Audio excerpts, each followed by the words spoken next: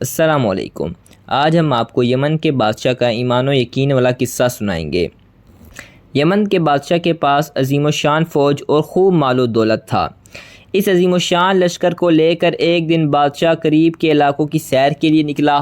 وہ جہاں جاتا اس کے لشکر کی دھوم مچ جاتی، لوگ اس کی شان و شوکت دیکھنے کے لیے باہر نکل آتے اور بادشاہ کا دل لوگوں کی اس کیفیت پر خوب خوش ہوتا۔ گھومتے گھومتے بادشاہ کا گزر ایک انوکھی بستی سے ہوا۔ وہاں کے لوگ اس کی شان و شوکت پر ذرا سی نظر ڈال کر آگے بڑھ جاتے۔ جس طرح دوسرے علاقے کے لوگ اس کے ارد گرد جمع ہوتے رہے تھے، یہاں ایسی کوئی بات نہیں تھی۔ بادشاہ کو اپنی تعریف سننے کی عادت ہو گئی تھی۔ لوگوں کی حیران آنکھوں کو دیکھ کر اسے بہت مزہ آتا تھا، اور اب جو یہاں ایسا کچھ نہ ہوا تو بادشاہ کو بہت تعجب ہوا کہ ایسا کیوں ہے۔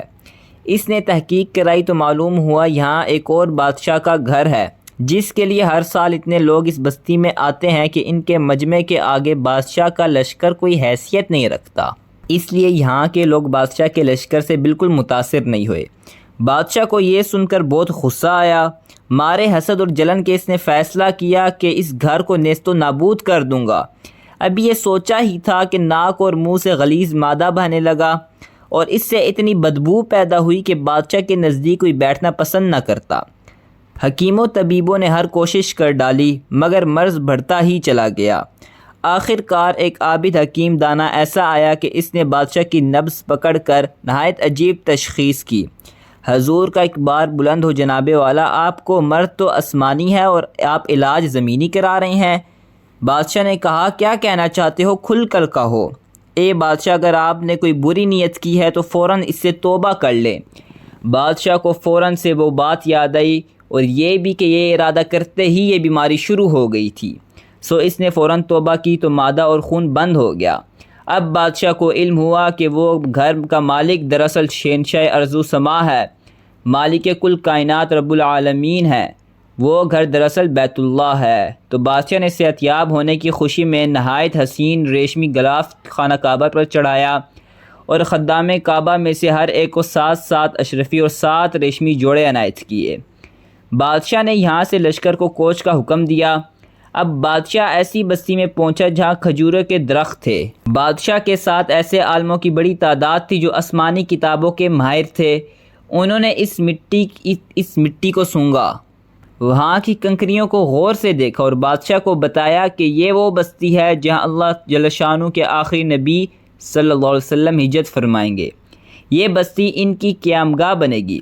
پھر انہوں نے بادشاہ کے آگے اپنی درخواست رکھی، اے بادشاہ، ہمارا ارادہ ہے کہ ہم اسی بستی میں رہ کر آخری نبی صلی اللہ علیہ وسلم کا انتظار کریں، یہاں سے اب کہیں نہ جائیں۔ اگر وہ تشریف لے آئے تو ہمیں بھی ان کی راہوں میں پلکیں بچھانے کی سعادت حاصل ہوگی، اور اگر ان کے انتظار میں مر گئے تو کبھی نہ کبھی ان کی جوتیوں کی مٹی ہمارے قبروں پر پڑے گی، شاید اس مٹی کے صدقے ہماری نجات ہو جائے۔ بادشاہ نے ان علماء کرام کی باتوں اور درخواست کو بغور سنا۔ پھر 400 مکانات اس بستی جس کا نام یثرب تھا، ان میں ان کے واسطے بنا دیے۔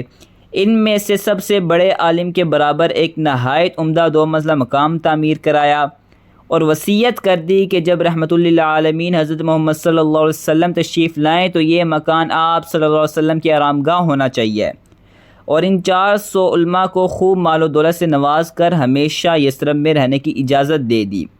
پھر ایک خط لکھ کر سب سے بڑے عالم کے حوالے کرتے ہوئے کہا، میرا یہ خط آخری نبی محمد صلی اللہ علیہ وسلم کی خدمت اقدس میں پیش کر دینا، اور اگر زندگی بھر تمہاری ملاقات ان سے نہ ہو سکے تو اپنی اولاد کو وصیت کرنا کہ وہ ان کے بعد آنے والی نسلیں میرا خط محفوظ رکھیں، حتیٰ کہ حضرت محمد صلی اللہ علیہ وسلم کی خدمت میں پیش کر دیا جائے۔ سال گزر گئے، یہاں تک کہ 1000 سال کے بعد نبی کریم صلی اللہ علیہ وسلم کی سواری اس شان سے یثرب میں داخل ہو رہی ہے کہ ہر گھر کو پیارے نبی صلی اللہ علیہ وسلم کے لیے آراستہ کیا گیا ہے۔ آج ہر گھر میں جشن کی شان اور دعوت کا سامان ہے۔ ہر شخص کی یہ خواہش ہے کہ حضرت محمد صلی اللہ علیہ وسلم اس کے گھر کو رونق بخشیں، مگر حضرت محمد صلی اللہ علیہ وسلم نے فرمایا، میری اونٹنی کی نکیل چھوڑ دو۔ اس کو حکم دے دیا گیا، جس گھر میں یہ بیٹھ جائے گی وہی میری قیامگاہ ہوگا۔ اونٹنی سب سے بڑے عالم کی اولاد میں سے حضرت ایوب انصاری رضی اللہ تعالی عنہ کے اس 2 منزلہ مکان کے سامنے ٹھہر گئی، جو بادشاہ نے 1000 قبل شاہ دو عالم صلی اللہ علیہ وسلم کی قیامگاہ کے لیے بڑے خلوص سے بنوایا تھا۔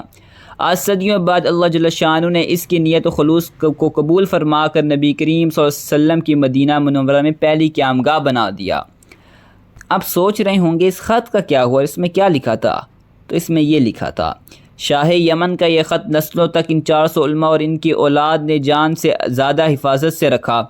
ہر نسل آگے آنے والی نسل کو یہ خط دے دیتی، اپنے بادشاہ کا خط اور بادشاہ کی وصیت منتقل کرتی چلی آئی۔ ان علماء کی اولاد مدینے میں اس قدر بڑھی کہ مدینے کی آبادی کا بڑا حصہ ان پر مشتمل تھا، اور وہ خط میں وصیت بالآخر حضرت ایوب انصاری رضی اللہ تعالی عنہ تک پہنچا، جو سب سے بڑے عالم کی نسل میں سے تھے۔ آپ نے وہ خط اپنے خاص خادم ابو لیلہ کے حوالے کر رکھا تھا۔ جب رسول اللہ صلی اللہ علیہ وسلم کے قدم مبارک کی روشنی سے حضرت ایوب انصاری رضی اللہ تعالی عنہ کا گھر منور ہو گیا تو لوگوں نے ابو لیلہ سے کہا، جاؤ حضور اکرم صلی اللہ علیہ وسلم کو یمن کے بادشاہ کا خط دے آؤ۔ جب ابو لیلہ حاضر ہوا تو حضور صلی اللہ علیہ وسلم نے اسے دیکھ کر فرمایا، تو ابو لیلہ ہے؟ یہ سن کر ابو لیلہ حیران رہ گیا۔ حضور اکرم صلی اللہ علیہ وسلم نے فرمایا، میں محمد رسول اللہ صلی اللہ علیہ وسلم ہوں، یمن کے بادشاہ کا خط جو تمہارے پاس ہے وہ مجھے دے دو۔ ابو لیلہ نے یہ سن کر خط حضور صلی اللہ علیہ وسلم کی خدمت میں پیش کر دیا۔ آپ صلی اللہ علیہ وسلم نے اپنا نام لکھا جانے والا 1000 سال پرانا خط پڑھا تو اس میں لکھا تھا، کم ترین مخلوق تبع اول حمیری کی طرف سے سید المرسلین حضرت محمد صلی اللہ علیہ وسلم کی طرف، ما بعد، اے اللہ کے حبیب صلی اللہ علیہ وسلم، میں آپ پر ایمان لاتا ہوں اور جو کتاب آپ صلی اللہ علیہ وسلم پر نازل ہوگی اس پر بھی ایمان لاتا ہوں، اور میں آپ صلی اللہ علیہ وسلم کے دین پر ہوں۔ پس اگر مجھے آپ صلی اللہ علیہ وسلم کی زیارت کا موقع مل گیا تو بہت اچھا و غنیمت، اگر میں آپ صلی اللہ علیہ وسلم کی زیارت نہ کر سکا تو میری شفاعت فرمائیے گا اور قیامت کے روز مجھے فراموش نہ کر دیجیے گا۔ میں آپ صلی اللہ علیہ وسلم کی پہلی امت سے ہوں اور آپ صلی اللہ علیہ وسلم کے ساتھ آپ صلی اللہ علیہ وسلم کی آمد سے پہلے ہی بیعت کرتا ہوں۔ میں گواہی دیتا ہوں کہ اللہ ایک ہے اور آپ صلی اللہ علیہ وسلم اس کے سچے رسول ہیں۔ آپ صلی اللہ علیہ وسلم نے خط پڑھ کر فرمایا، صالح تبع کو آفرین و شاباش ہے۔ اگر ویڈیو اچھی لگی ہو تو لائک کر دیں اور ایسی اور ویڈیو دیکھنے کے لیے چینل کو سبسکرائب کر دیں۔